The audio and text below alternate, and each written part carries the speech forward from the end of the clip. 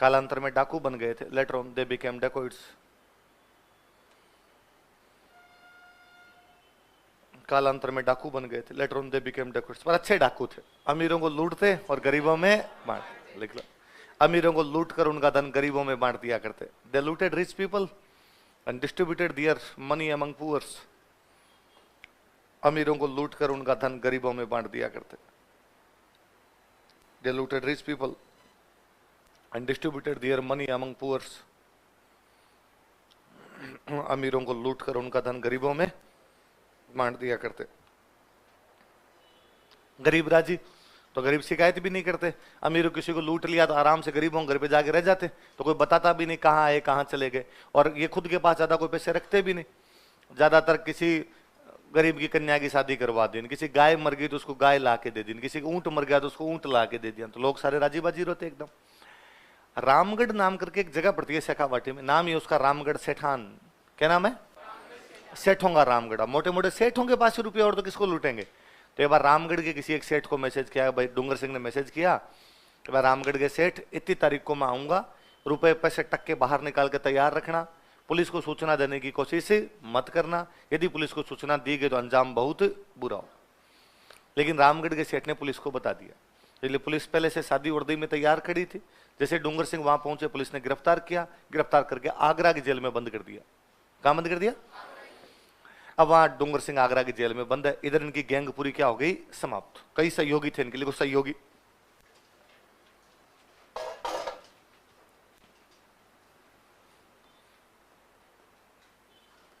एलिज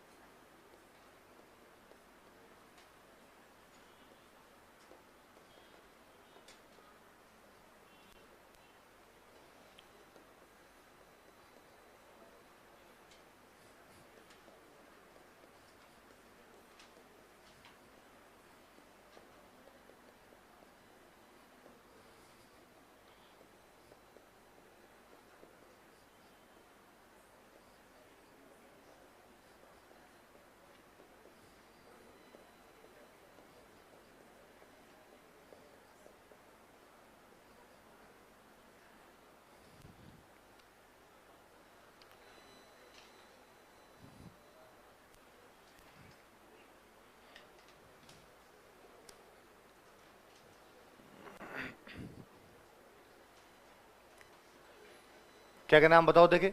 लोहड़ जी जाट, करना जी मीणा, बालू जी नाई और सांखु सर्वधर्म संभाव है ना?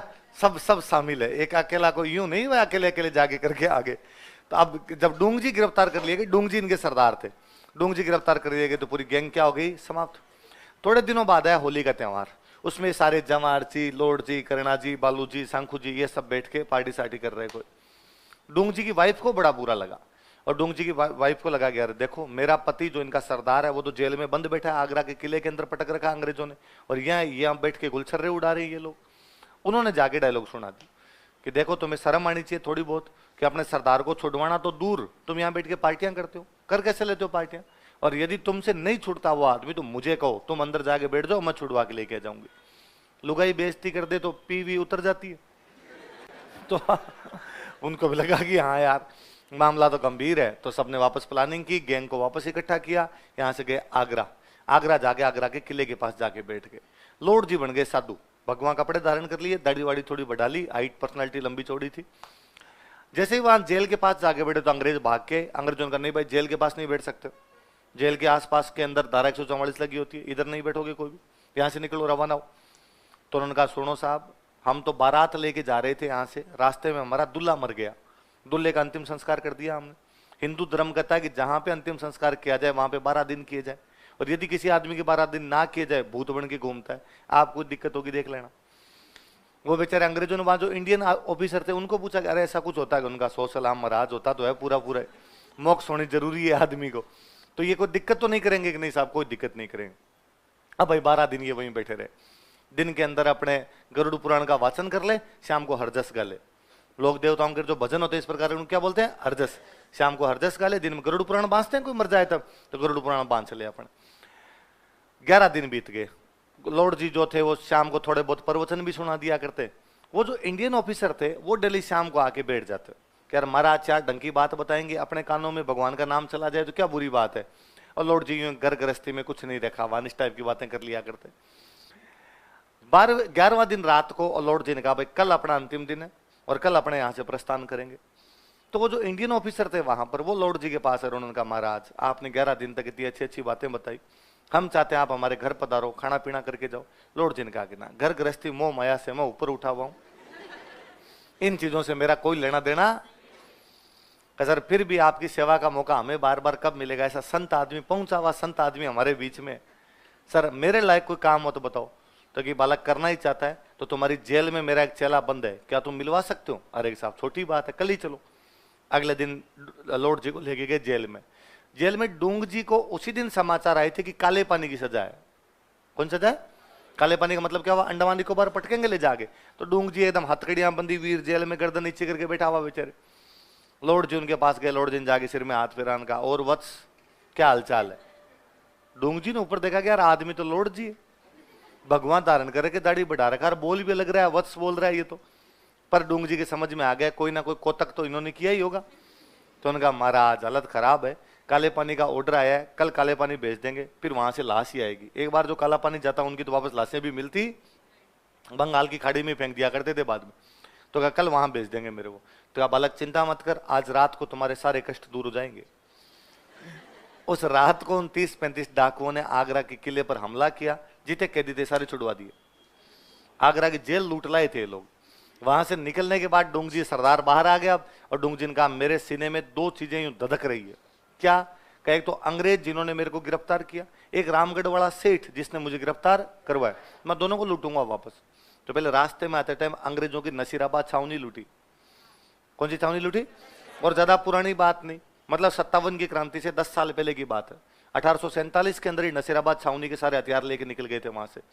अंग्रेजों का जो झंडा था ना, जो इन्फेंट्री वहां पर काम कर रही थी, उसका जो झंडा था, वो झंडा डूंग जी अपने साथ में लेके आ गए थे और अपने ऊंट की पूंछ में वो झंडा बांध के रखते थे कि डूंग जी कोई पूछता कि अंग्रेज कहाँ गए।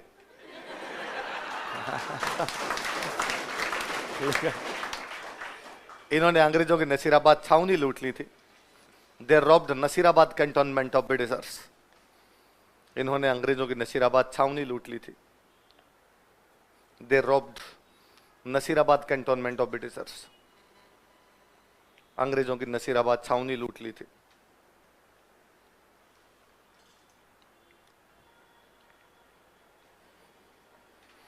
अंग्रेजों की नसीराबाद छावनी लूट ली थी। अब रामगढ़ वाले सेठ को मैसेज किया कि रामगढ़ वाले सेठ हम वापस आ रहे हैं और इस बार बुला लेना जिसको बुलाना हो।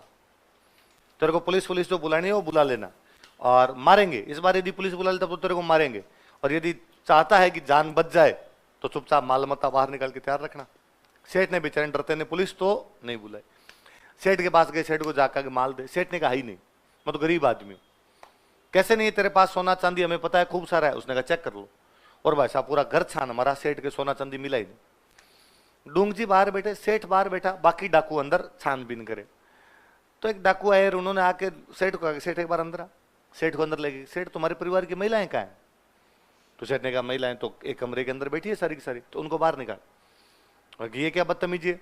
डाकू धन लूटते हैं, महिलाओं के साथ कोई भी बदतमीजी नहीं कर, तुम ऐसे कैसे कर सकते हो? उनका तुम बाहर निकालेगा बाहर। सारी महिलाओं को बाहर निकाला, तब पता चला कि सारा गहना महिलाओं ने पहन रखा। एक नथ इधर पाजे पे 10-10 पहनी हुई, हाथों के अंदर बाजू बंगड़ी पूरे हाथ भरे हुए। उनका उतारो सारे के सारे गहने उतारो। बंदूक के आगे उतारने पड़े भाई, सब महिलाओं ने अपने गहने रख दिए वहां। अब डूंग जी का, डूंग जी आ जाओ। डूंग जी ने आगे देखा कि बीचों बीच तो पड़े हैं गहने। एक साइड में खड़ा है सेठ, सेठ के साथ में खड़े हैं डाकू, इधर खड़ी है महिलाएं चुपचाप। तो डूंग जी ने देखा महिलाओं को बाहर क्यों निकाला, ये क्या तरीका है?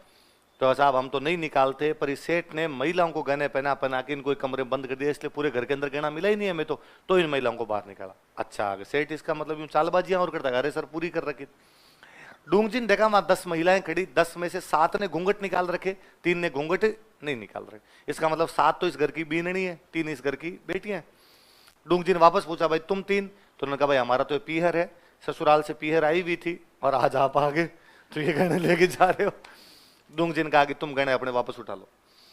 डूंग जी बहन बेटियों के गहने नहीं लौटता, इस घर की जो बीननी है उनकी नैतिकता देख रहे।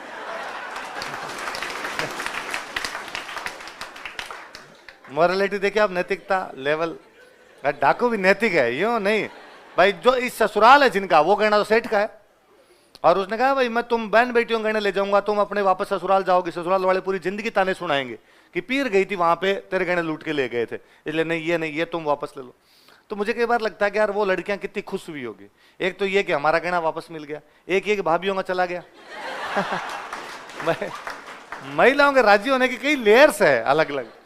तो अब अंग्रेजों ने कहा अब तो इन दोनों को पकड़ के फांसी लगाओ। भाई नसीराबाद छावनी लूट गए, इधर से रामगढ़ वाले सेठ को लूट लिया। तो अपनी यहाँ की जनता जो थी वो अपने राजाओं के पास गई। उन दिनों जोधपुर में एक राजा हुआ करते, तख्त सिंह। राजा कौन है? याद है 57 की क्रांति वाले। और इन दिनों बीकानेर में राजा हुआ करते रतन सिंह। कौन थे?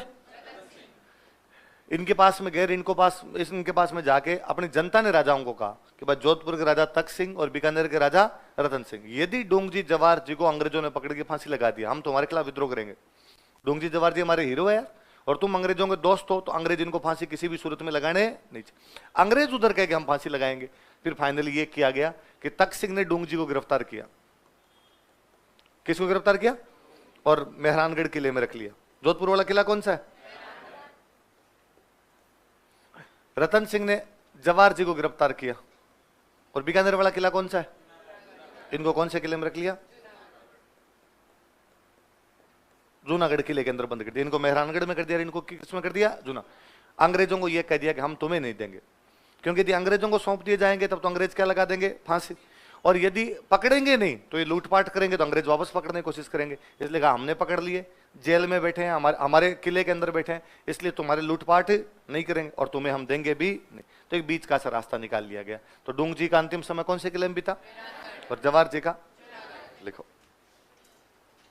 कालांतर में, लेटर ऑन।